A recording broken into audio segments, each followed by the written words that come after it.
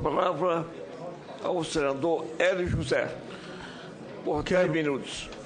Quero cumprimentar nosso querido ministro Edson Lobão, presidente da CCJ, cumprimentar nosso ex-ministro também do Ministério de Minas e Energia, meu querido relator Braga, cumprimentar nosso querido ministro da Justiça, Alexandre de Moraes. Você é um resistente, está aí com o semblante tranquilo, enfrentando essa maratona. Parabéns.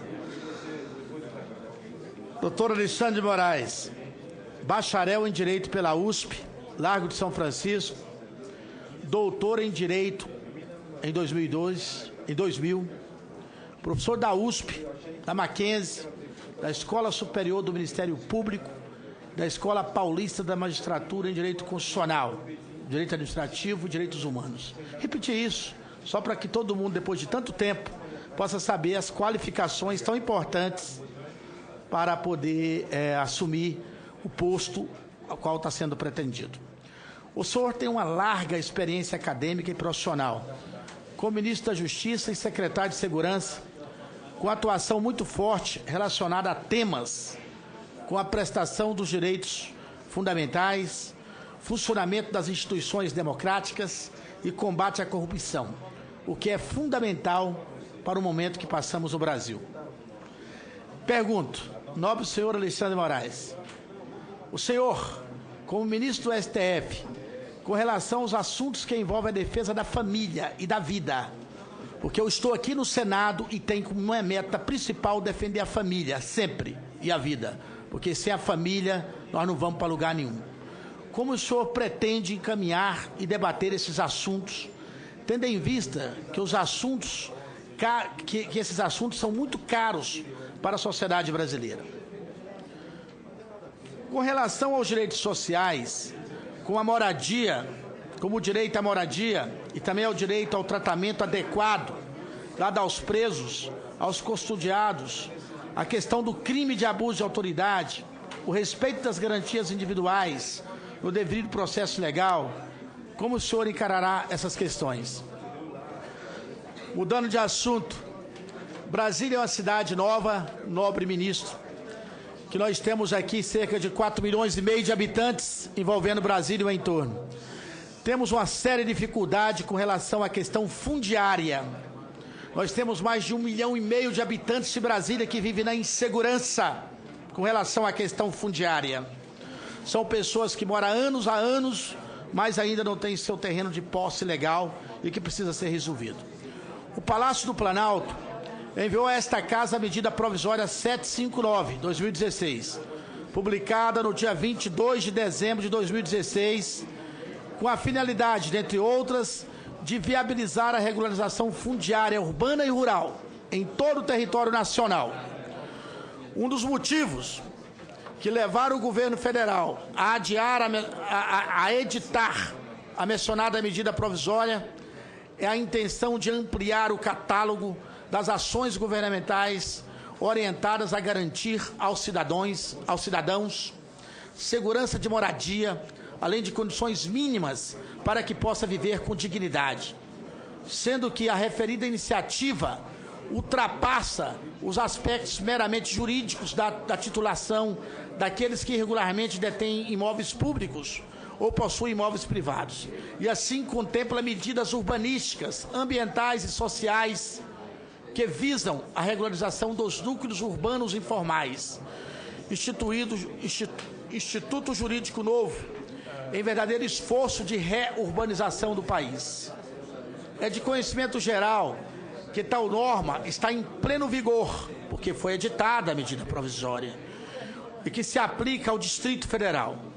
No entanto, o governo do Distrito Federal, no verdadeiro terror às famílias brasilienses, vem realizando grandes operações de demolição de casas habitadas, sob a alegação de que tais edificações estariam localizadas em áreas públicas ou que não teriam autorizações prévias para a construção, em total desrespeito ao conjunto dos preceitos da nova medida provisória, especialmente o disposto no parágrafo 7º do artigo 28 da medida provisória número 759/2016, que a gente deve começar a discutir nessa casa a partir da semana que vem. Além disso, nobre ministro, tais operações de demolição, amplamente divulgadas pelos veículos de comunicação, vêm sendo realizadas em sua grande maioria sem nenhum tipo de notificação ou intimação e também sem a ordem judicial. É um absurdo o que está acontecendo no Distrito Federal. Eu fiz uma audiência pública aqui que participaram 1.000 pessoas dentro, 1.000 pessoas lá fora, para tratar do terrorismo das derrubadas no Distrito Federal. Em alguns casos, mesmo havendo decisão judicial impeditiva de demolições, o governo do Distrito Federal tem ordenado que as demolições sejam feitas. Tal fato, nobre ministro, viola não apenas a mencionada medida provisória, mas também o devido processo legal previsto no artigo 5º, incisos 54 e 55 da Constituição. O direito de moradia, previsto no artigo 5º também, inciso 11, todos da Constituição Federal Brasileira. Então, tanto o processo legal quanto o direito de moradia, devidamente constitucionalizado, estão sendo violados aqui no Distrito Federal. E viola também o Pacto de São José da Costa Rica, que garante o direito ao processo legal. Eu já denunciei isso em várias cortes internacionais e estamos denunciando essa prática criminosa do governo do Distrito Federal. Diante de tais flagrantes ilegalidades, na sua visão, nobre ministro, quais as consequências que a atuação do Distrito Federal pode acarretar para o erário, para o Estado democrático de direito, para o princípio da separação dos poderes e para a imagem externa do Brasil? Quando provocado, o STF, como guardião da nossa Carta Magna, poderia adotar algumas medidas para evitar tais consequências? Essa pergunta é importante, nobre ministro, porque o pessoal de Brasília está vivendo um terror. São pais e mães de família que não conseguem dormir, com medo do barulho da máquina chegar à sua casa, seu devido aviso, seu processo legal para derrubar a sua residência. Então, a nossa esperança é com essa medida provisória 759, essa situação de 1,5 milhão de habitantes do Distrito Federal e de várias pessoas do Brasil inteiro que convivem com esses problemas sejam resolvidos. Então, é muito importante saber a resposta do senhor a esses questionamentos, nobre ministro. E eu quero desejar sucesso a Vossa Excelência. Gostaria também, para finalizar mesmo, como é que estão as expectativas aí, depois de toda essa bateria, de todo esse monte de perguntas importantíssimas que foi feita aqui para o senhor, do Brasil inteiro, conhecer a competência do senhor para esses novos passos. Obrigado.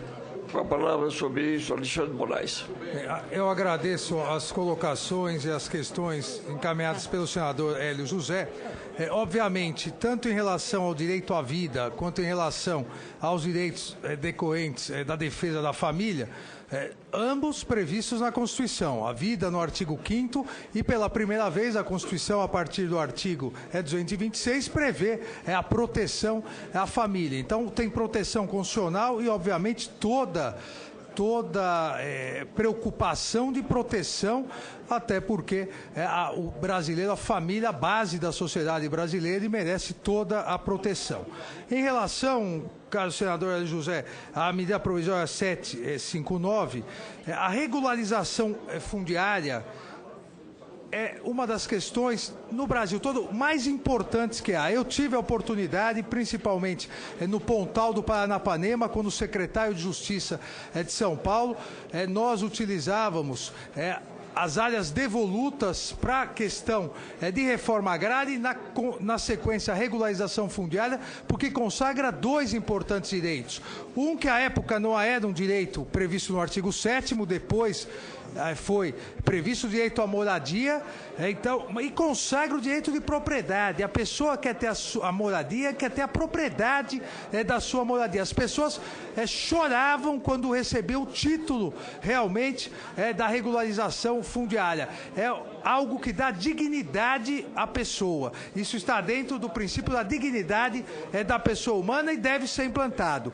Não conheço, obviamente, a questão dos abusos que Vossa Excelência colocou, mas, eventualmente, essa narrativa de abusos não só seria contrária à própria medida provisória, como a uma série de disciplinas procedimentais administrativas. Com a palavra, a senadora. Só na minha réplica, Concluiu, nobre senador ministro, José. obrigado pelas respostas. Vai ser muito importante essa orientação para a gente. O senhor colocou que talvez a internação do jovem infrator poderia passar de 3 para 10 anos. O senhor acha que isso é razoável?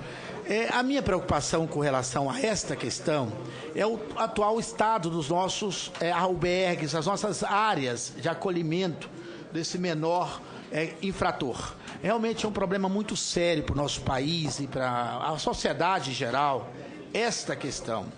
O debate aqui da maioridade penal é um debate que, no caso de crimes hediondos, aqueles crimes realmente terríveis, né?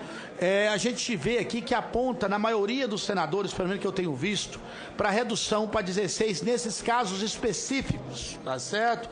E parece-me que o senhor se posicionou realmente contra essa posição de redução da maioridade penal e talvez por uma ampliação do tempo de internação. Como solucionar, o senhor que é um profundo conhecedor da área, a questão dessa crise dos albergues, a questão de como que a gente realmente prende o menino hoje e o menino acaba saindo pior do que entrou na maioria das vezes. Então, eu queria ouvir de Vossa Excelência essa questão, que ela é importante para todos que estão nos ouvindo. Muito obrigado, senhores.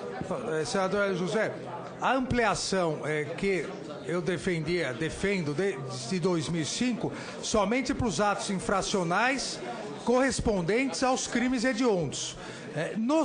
Principalmente nos atos infracionais sem violência ou grave ameaça, nós devemos realizar uma desinternação. E isso está sendo programado, uma proposta de desinternação no Ministério da Justiça.